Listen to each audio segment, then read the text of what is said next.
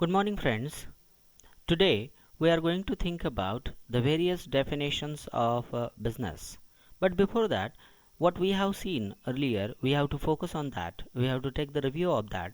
And in this particular part, we have seen that what are the basic or the significant principles included in the business ethics. The first one is fairness, the second one is integrity, the third one is commitment to the agreements, then next is broad mindedness, the latter is considerateness, the next is importance given to the human esteem and self respect, responsible to the citizenship is another principle, attempt to excel is another principle, accountability is again a different principle of the business ethics. Now, if these principles are followed in a proper way, then there can be the creation of proper environment, business environment, and healthy relationship in the organization. The employees can develop a warm relationship with each other in concern with the working of that particular organization. Now let us turn on to the next part. Friends, here we are going to focus on the principles. If not followed, what will happen? If these principles are not followed in the proper way, these problems can be created. What are those problems? First is ignorance and indifference to the issues. See, ignorance means what? Ignorance means whatever the management is defining or taking the decision about that, if the proper information is not given to the employees, to the workers, at that time there will be a kind of misunderstanding between the management and the workers, the management and the employees. म्हणजे जर एखादा निर्णय घेण्यात आला आणि तो सबऑर्डिनेट्सकडे किंवा वर्कर्सकडे किंवा एम्प्लॉईजकडे व्यवस्थित पद्धतीनं पाठवण्यात नाही आला, व्यवस्थित पद्धतीनं त्यांच्याशी चर्चेला नाही गेला गेला, तर त्या ठिकाणी अज्ञान निर्माण होऊ शकतं आणि त्यामुळं त्या ऑर्गनायझेशनच्या कामामध्ये अनेक अडथळे निर्माण होऊ शकतात. आता दुसरी महत्त्वाची गोष्ट आहे इंडिफरन्स. जर मॅनेजमेंट कोणताही निर्णय घेत असताना आपल्याला विश्वासात घेतलं जात नाही अशी जर फिलिंग निर्माण झाली, तर त्या ठिकाणी एम्प्लॉईजमध्ये एक इंडिफरन्सची भावना, मला काही घेणं देणं नाही, अशा प्रकारची भावना त्या ठिकाणी निर्माण होऊ शकते. जर ही भावना निर्माण होऊ द्यायची नसेल, तर त्या ठिकाणी मॅनेजमेंटच्या लेवलवरती एक सगळ्यात महत्त्वाची गोष्ट केली गेली पाहिजे की त्यांच्यापर्यंत व्यवस्थित पद्धतीनं डिसिजन हे प्रॉपर मेथडने किंवा प्रॉपर हायरार्कीतून त्या ठिकाणी सेंड केले गेले पाहिजेत किंवा एक्झिक्यूट केले गेले पाहिजेत, तर आणि तरच अशा पद्धतीचे अडथळे त्या ठिकाणी निर्माण होऊ शकणार नाहीत.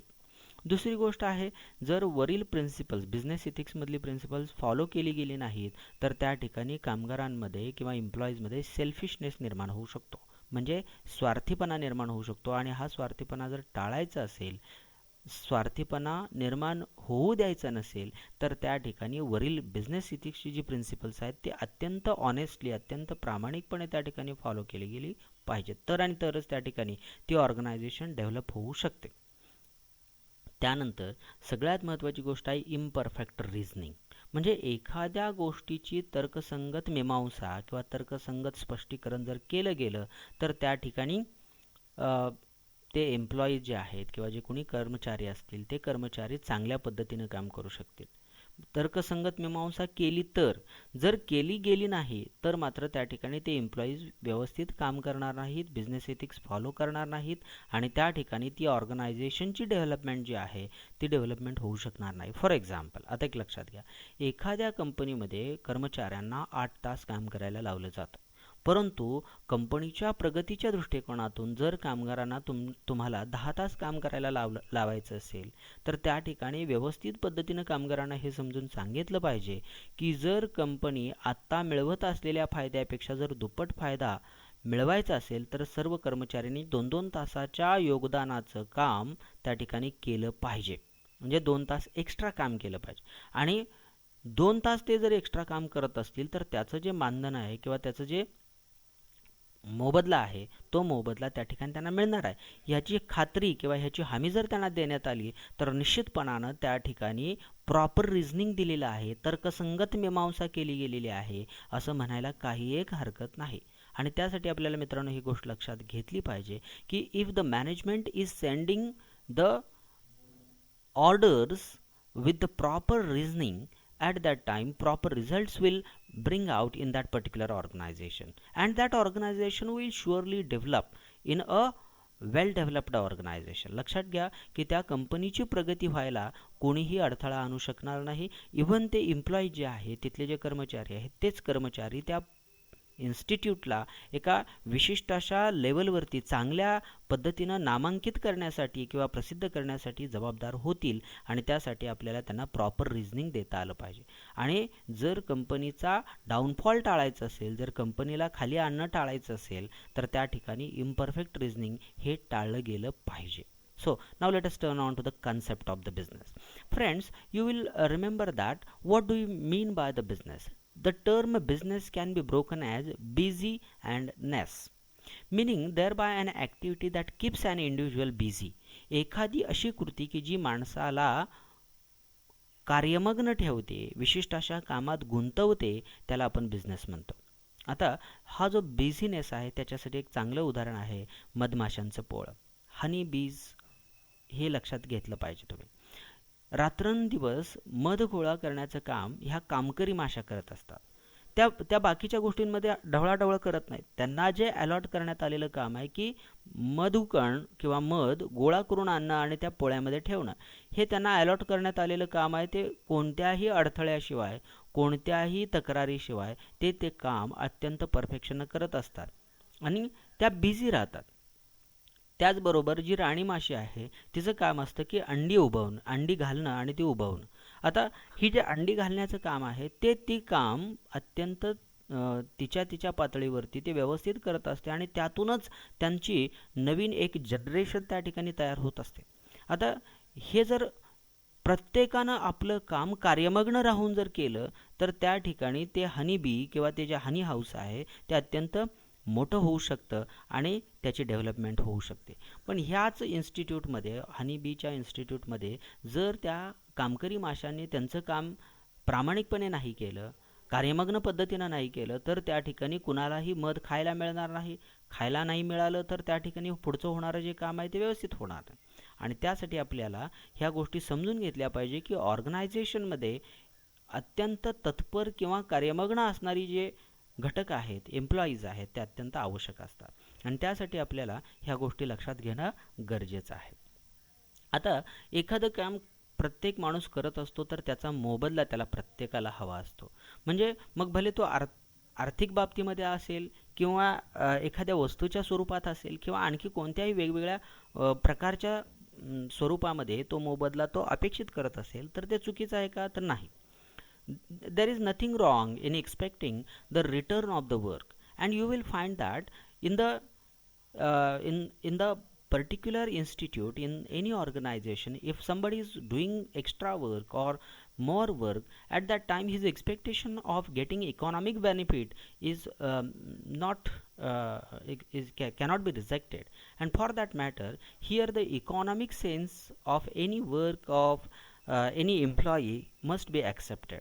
The creation of utility is called business. लक्षात घ्या, बिझनेसमध्ये तुमची समाजाला किंवा समाजातल्या लोकांना किती उपयोगिता आहे, किती तुमचा उपयोग होणार आहे, ह्याच्यावरती तुमच्या बिझनेसची प्रगती अवलंबून असते.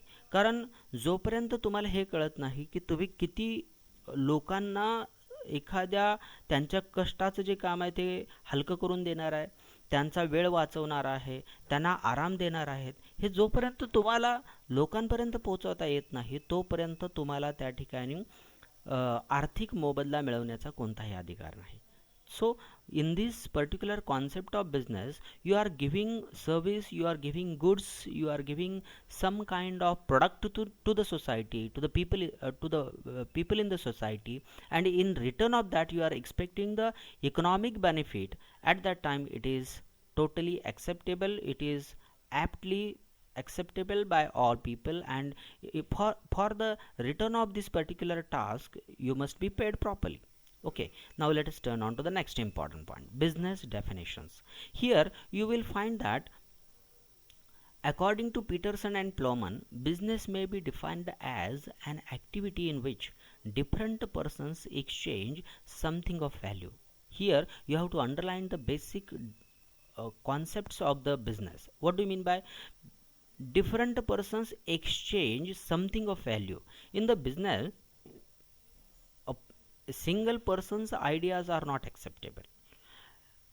If people come together, they exchange their ideas in the name of that institute, for the benefit of that institute. At that time that institute will prosper. कारण एखाद्या इन्स्टिट्यूटच्या बेनिफिटसाठी लोक जर आदान प्रदान करत असतील, विचारांची देवाणघेवाण करत असतील, तर निश्चितपणानं त्या इन्स्टिट्यूटची प्रगती व्हायला काही एक हरकत नाही.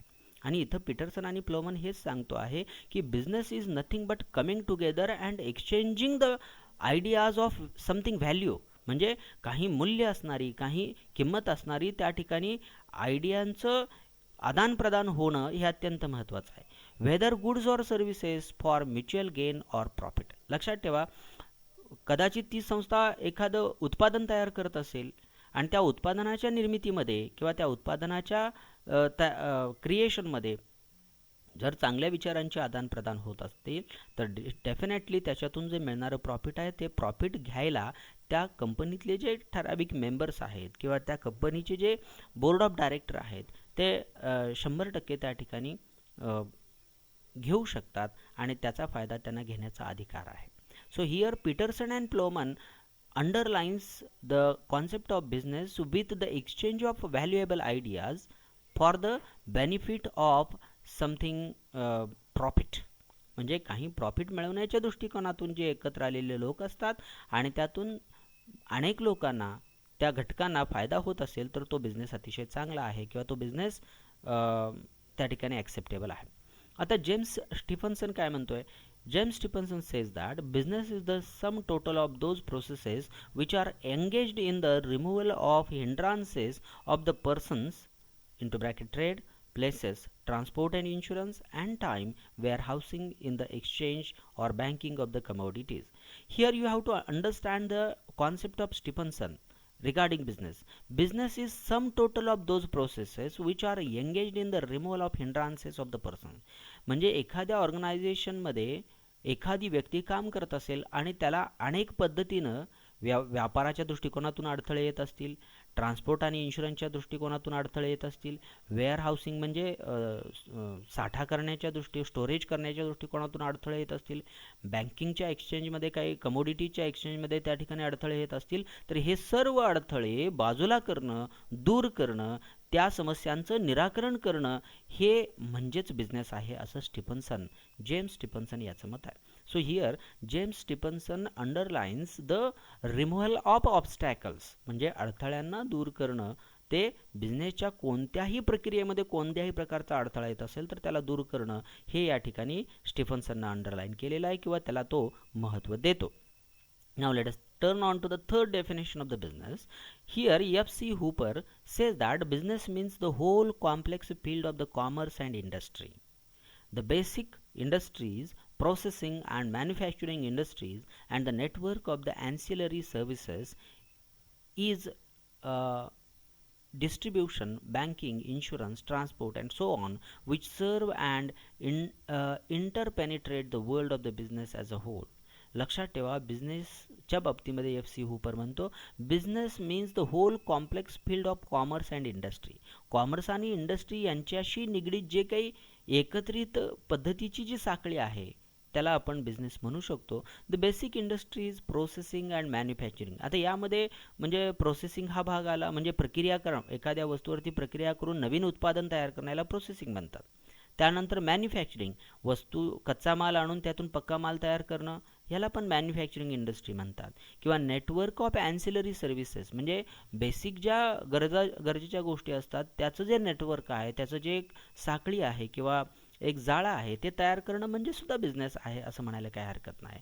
And distribution, banking, insurance, transport and so on which serve and interpenetrate the world of the business as a whole. म्हणजे व्यवसायाच्या दृष्टिकोनातून ज्या ज्या गोष्टी कनेक्ट होऊ शकतात, जाळं निर्माण करू शकतात, नेटवर्क तयार करू शकतात, एकमेकाशी परस्पर संबंध डेव्हलप करू शकतात, याला बिझनेस म्हणतात असं F.C. हुपर याचं मत आहे. Now, according to Section 2 of 13 of the Indian Income Tax Act 1961, what is defined as business? Business means any trade, कोणताही व्यापार, any trade, commerce or manufacture or any adventure in the nature of the trade, commerce or manufacture. म्हणजे कोणत्याही प्रकारच्या उत्पादनाच्या बाबतीमध्ये त्या ठिकाणी जर काही ॲक्टिव्हिटी केली जात असेल तर इन्कम टॅक्स, इंडियन इन्कम टॅक्सच्या ॲक्टनुसार, 1961च्या ॲक्टनुसार त्याला आपण बिझनेस म्हणू शकतो असं या ठिकाणी सांगण्यात आलेलं आहे. So we have seen the 4 important definitions of these great people, that is Peterson and Plowman, then James Stephenson, F.C. Hooper, and lastly the Indian Income Tax Act 1961. So we have seen these definitions. We have to remember by heart these definitions because some of the definitions can be asked in the examination, and for that matter we have to remember by heart these definitions which are given by the great people as well as the Indian Income Tax Act. Okay, now we'll stop here and we'll continue in the remaining part of this extract in the next lecture. Thank you so much.